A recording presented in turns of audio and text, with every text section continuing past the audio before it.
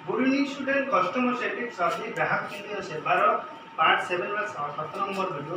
देखिए जो आम पूर्व क्लास छाड़ी अतिथि मानू मंतव्य आसवर उपाय फास्ट पढ़े आम पढ़ते व्यक्तिगत सम्पर्क तापर आम नेक्स्ट पढ़ा मंतव्य तालिका। मंतव्य तालिका कौन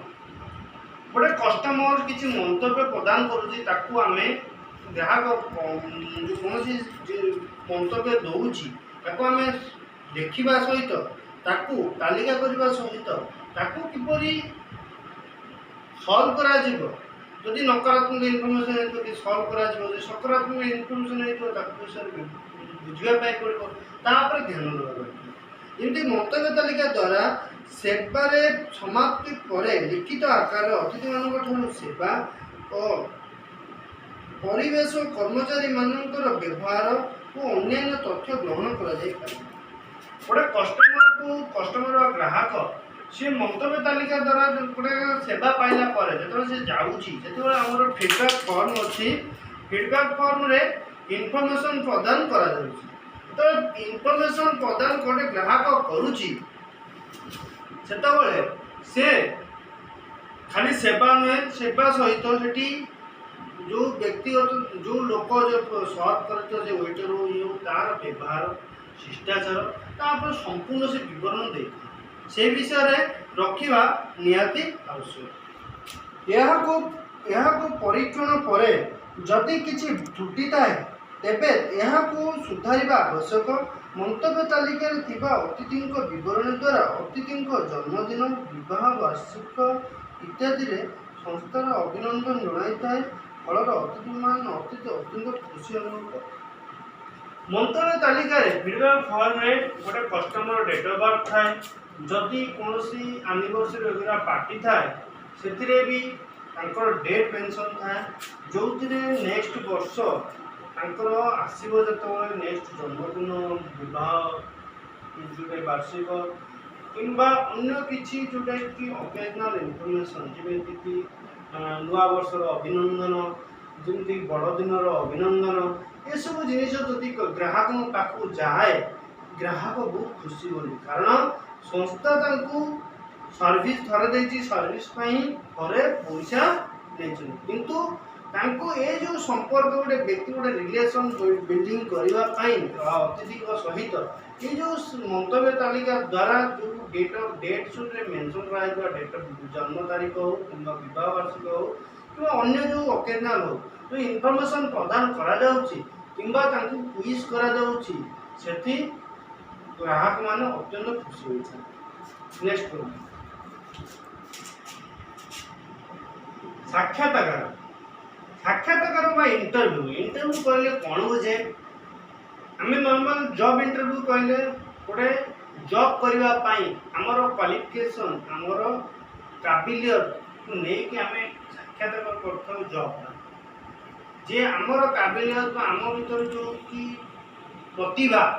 जोटा कहते यहाँ को परखी आमको जेकोसी जो एम्प्लॉय जो जॉब वैकेंसी थी से हिसाब से आमको पोस्टिंग किंतु मंतव्य तालिका हिसाब से साक्षात्कार कहले कौन साक्षात्कार कहले विभिन्न प्रकार अच्छे मंतव्य तालिका साक्षात्कार कौन तर अतिथि गोटे बाहागर भोजी है बाहागर पार्टी आरेंज बाहागर जो सेवा प्रदान कर आफ्टर 10 डे कि 15 डे कि 7 डे पर घर को जाई जो घर को हो कि ऑफिस को हो कि कौन जगह मीट करी जो जो सेवा संबंधी सूचना जो कलेक्ट करा जाए साक्षात्कार बोली कहते आउ व्यवसाय को लेकिन भी साक्षात्कार करा जाए व्यवसाय को लेकिन साक्षात्कार कौन मु आगु जो इनफॉरमेशन दे सारी फीडबैक ये गोटे कस्टमर जदि पाखे बहुत दूर होटेल अच्छे किंतु तुम होटेल को कहीं आस जड़े बिजनेस मीटिंग तुम होटेल को कहीं आस तुम्हें कौन अधिका दूर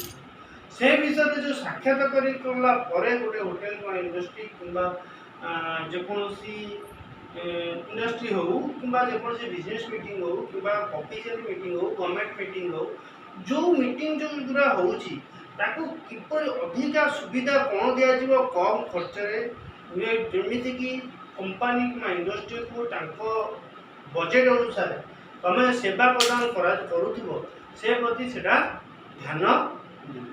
साक्षात करके हिसाब से इनफर्मेशन देले से आम सेवा आम पाइबा नवाई निश्चय आसवे से आवश्यक मूल्य दे। प्रश्नावली नेक्स्ट पॉइंट है प्रश्नावली। प्रश्नावली कौन मंतव्य तालिका आम प्रश्न कौन पचार प्राय होटेल रेस्टोरेंट मानक किपरि सेवा संबंधी मंतव्य रखापी नवाई किसी क्विज भली क्वेश्चन प्रदान कर जो क्वेश्चन सहित संभाव्य उत्तर अवेलेबल था। कस्टमर को पाउथुबा जो ग्राहक जो सेवा पाउथुबा सेवा को परिमाण पाउची कौन तक प्रोब्लेम होदी किसी त्रुटि रही भी मेंशन कौन कौन त्रुटि रही पारे ग्राहक आउ भावाई पड़ोनी कि लिखापी पड़ोनी से कौन करे खाली उत्तरटा को ठीक मारे से उत्तरटा जो ठीक मारे कस्टमर ग्राहक केते संतुष्ट से प्रश्नवली माध्यम आम जानी एक निर्दिष्ट प्रश्नगुड़िकर तालिका जो केतोटी उत्तर थाए ग्राहक मान मंतव्य ग्रहण कला बेले से केवल तन्मध्य दर्शा जा उत्तर को कौन गोटे उत्तर चयन करते से गोटे उत्तर जो चयन करते तार सेवा उपर निर्भर कर। अतिथि पसंद और रुचिर विवरण यहाँ दुई प्रकार धरा जाए कौन क्यों प्रकार अतिथि आम होटेल को डेली लाइन डेली लाइफ से हिसाब से आमको कौन पसंद कौन रुचि से अनुसार आम सर्विस सहित से ही प्रकार खाद्य प्रदान कर आउ कौन कौन सी आम डेली ग्राहक जोटा कि रेगुलर ग्राहक जोटा कि प्राय आम होटेल किंवा रेस्टोरेंट को आसती पसंद और रुचि कौन तार विवरण तालिका करा जाए जिपरि कि नेक्स्ट टाइम से अतिथि यदि आम होटेल को आसती पसंद और रुचिर जमी अभाव रही यहाँ हूँ अतिथि मान पसंद रुचि विवरण रखार मूल लक्ष्य जदि सेवा सपोज एग्जांपल हूँ अतिथि मान पसंद रुचि जो मैंने डेली लाइफ जो अतिथि मैंने प्राय आसती सपोज आमर ओडिशा ओडिया खाद्य जदि आमर लोकालिटी भितर यदि गोटे होटेल होता है कौन आमर से स्थानीय लोक मैंने जी ना अन्य बाहर लोक आसवे जी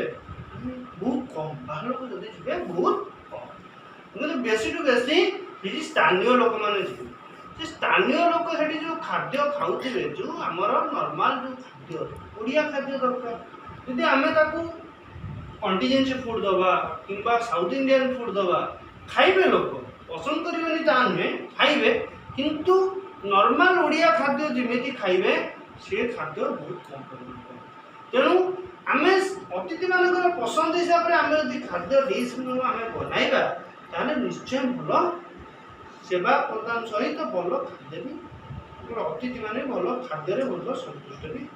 आप नेक्स्ट कर दूरभाषी संपर्क दूरभाषी कौन पिला जानिछ दूरभागी संपर्क दूरभागी कहले आम टेलीफोन डेली लाइफ रे आम जो यूज कर मोबाइल किंवा लैंडलाइन सी हूँ दूरभागी संपर्क दूरभागी संपर्क कौन गोटे कस्टमर घर थी आम फोन करवा पॉसिबल गोटे आम ग्राहक आमर संस्था को गोटे ग्राहक आई सेवा प्रदान नहीं सेवा नेला तार डिटेल्स मोबाइल नंबर हो कि मोबाइल नंबर सहित अन्य किसी डिटेल्स प्रदान करे से आम कौन आमर समय बाहर करी कॉल करा जमीती कि बहुत प्रकार संस्था जमीती कि आम सपोज आम गोटे मोबाइल कि डीटीएच पैसा कटिगले कि कौन प्रकार त्रुटि देखा आम कौन कस्टमर केयर को कॉल कर कस्टमर केयर को कॉल कला से समाधान होता है समाधान पर गोटे कॉल आसे फीडबैक आमर जोटा कि पिला सहित कथा एम्प्लॉइज सहित कथा आपणकर जो समस्या समाधान होती हाँ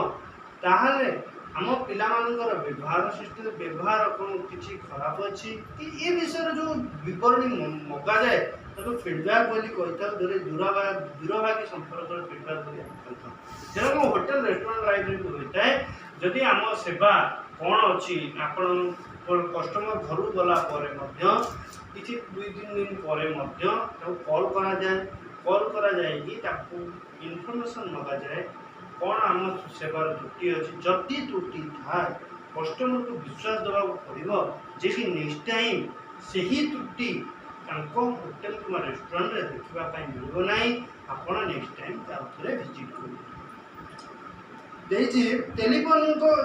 ଦ୍ୱାରା ଅତିଥିଙ୍କ ସହ କଥାବାର୍ତ୍ତା ହୋଇ ସେମାନଙ୍କଠାରୁ ରେଷ୍ଟୁରାଣ୍ଟରେ ମିଳିଥିବା ସେବା ସମ୍ବନ୍ଧୀୟ ଅଭିଜ୍ଞତା ବିଷୟରେ ଜାଣିପାରିବେ। ତ୍ରୁଟି ସମ୍ବନ୍ଧୀୟ ତଥ୍ୟକୁ ସଂଶୋଧନ କରିବା ସହ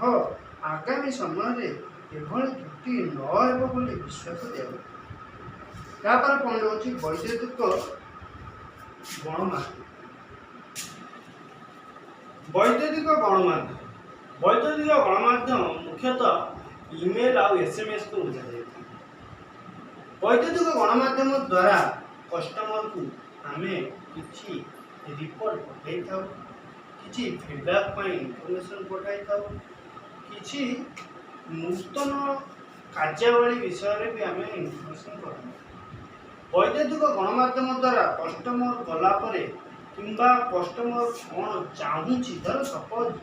ଗୋଟେ ସଂସ୍ଥାର ମିଟିଂ ଆରେଞ୍ଜ ହେବ, କନଫରେନ୍ସ ହଲ୍ ନେବେ, ତାପରେ ଖାଦ୍ୟ ସକାଳେ ଟିଫିନ୍ କ'ଣ ଖାଇବେ କିମ୍ବା ଏ ଜିନିଷ ଉପରେ ଯେଉଁ ତାଲିକା ଯେଉଁ ପ୍ରଦାନ କରି ସେ ଯେଉଁ ସଂସ୍ଥାର ମିଟିଂ ଅଛି ତାକୁ ହୋଟେଲ କିମ୍ବା ରେଷ୍ଟୁରାଣ୍ଟକୁ ପ୍ରଦାନ କରିଥାଏ। ସେ ଯେଉଁ ପ୍ରଦାନ କରିଥାଏ ସେ ତ ଡାଇରେକ୍ଟ ଯାଇକି ଦେଖା କରିକି ହେଇପାରିବ, କୌଣସି ମେଲ୍ ମାଧ୍ୟମରେ ହେଇପାରିବ କିମ୍ବା SMS ମାଧ୍ୟମରେ ବି ତାକୁ ରିପୋର୍ଟ ପଠାଯାଇପାରେ। ଯେଉଁ ରିପୋର୍ଟ ଆମେ ପଠାଇଥାଉ SMS ମାଧ୍ୟମ ଦ୍ୱାରା ଆହୁରି ବିଭିନ୍ନ ପ୍ରକାର ଆମର ହେଇଗଲାଣି, ଯେମିତି ହ୍ୱାଟ୍ସଆପ୍ ମାଧ୍ୟମରେ ଇନଫର୍ମେସନ୍ ପ୍ରଦାନ କରାଯାଉଛି, ଯେଉଁଟାକି ବୈଦ୍ୟୁତିକ ଗଣମାଧ୍ୟମ ବୋଲି ଆମେ କରିଥାଉ। ଅବଶ୍ୟ ସାମାଜିକ ଗଣମାଧ୍ୟମ ନୁହେଁ ଯଦିଓ, କିନ୍ତୁ ବୈଦ୍ୟୁତିକ ଗଣମାଧ୍ୟମ ଆଡ଼କୁ ନୁହେଁ। ଯେତେବେଳେ ଆମେ ରିପୋର୍ଟ ଯେଉଁ ପଠାଉଛେ ସେଇ ତାଲିକା ହିସାବରେ ସିଏ କ'ଣ କରୁଛି, ସେ ତାଙ୍କର ଯେଉଁ ମିଟିଂ ପାଇଁ ସେଇ ଲୋକ ଆରେଞ୍ଜମେଣ୍ଟ କରୁଛି। ତ ଆବଶ୍ୟକ ମୂଲ୍ୟ ମଧ୍ୟ ସେଇ SMS ବା ଇମେଲ୍ ମାଧ୍ୟମରେ ଇନଫର୍ମେସନ୍ ପ୍ରଦାନ କରାଯାଉଛି। ଇଏ ବୈଦ୍ୟୁତିକ ଗଣମାଧ୍ୟମର ମୁଖ୍ୟ କାର୍ଯ୍ୟ ଗ୍ରହଣ କରୁଛି, ଯେଉଁଟା ଇମେଲ୍ ବଡ଼ ଅଫିସିଆଲି ମ୍ୟାଟରରେ ଇମେଲ୍ SMS ମାଧ୍ୟମରେ, ଯେଉଁଟାକି ଅନେକ ଲୋକମାନଙ୍କର ଟାଇମ୍ ନଥାଏ କୌଣସି କାର୍ଯ୍ୟ କରିବା ପାଇଁ, କୌଣସି ଭିଜିଟ୍ କରିବା ପାଇଁ, ବଡ଼ ରେଷ୍ଟୁରାଣ୍ଟ ହୋଟେଲ ବଡ଼ ଯେଉଁ କମ୍ପାନୀ ମାନଙ୍କର, ସଂସ୍ଥା ମାନଙ୍କର, ଇଣ୍ଡଷ୍ଟ୍ରି ମାନଙ୍କର ଯେଉଁଟା ଟାଇମ୍ ନଥାଏ, ସେ କ'ଣ କରନ୍ତି ନିୟରେଷ୍ଟ ବେଟର୍ ଜାଗା ଯେଉଁଟା ହେବ ତାଙ୍କ ପାଇଁ, ତାଙ୍କ ମୂଲ୍ୟ ଅନୁସାରେ, ତାଙ୍କର ବଜେଟ୍ ଅନୁସାରେ ସେ ସେଠି କ'ଣ କରନ୍ତି ସେଇ ହିସାବରେ ବୁକିଂ କରନ୍ତି। ତାହା ମଧ୍ୟ ଅନଲାଇନ୍ ଫୋନ୍ ମାଧ୍ୟମରେ କଲ୍ କରାଯାଇଥାଏ, SMS ମାଧ୍ୟମରେ ଇନଫର୍ମେସନ୍ ପ୍ରଦାନ କରାଯାଇଥାଏ ଏବଂ ବୈଦ୍ୟୁତିକ ଇମେଲ୍ ମାଧ୍ୟମରେ ବି ସଂସ୍ଥାରୁ ଡିଟେଲ୍ ପ୍ରଦାନ କରାଯାଇଥାଏ। ଲାଷ୍ଟ ପଏଣ୍ଟ ହେଉଛି ସାମାଜିକ ଗଣମାଧ୍ୟମ। ସାମାଜିକ ଗଣମାଧ୍ୟମ କହିଲେ ଆମେ ନର୍ମାଲ ଯେଉଁ ସାମାଜିକ ଗଣମାଧ୍ୟମ ହେଉଛି, ଆମେ ଫେସବୁକ୍ ବୁଝିଥାଉ, ଟ୍ୱିଟର୍ ବୁଝିଥାଉ, ଆମର ଯେଉଁ ଆଉ ଯେଉଁ ରହିଲା ଲିଙ୍କଡଇନ୍ ବୁଝିଥାଉ,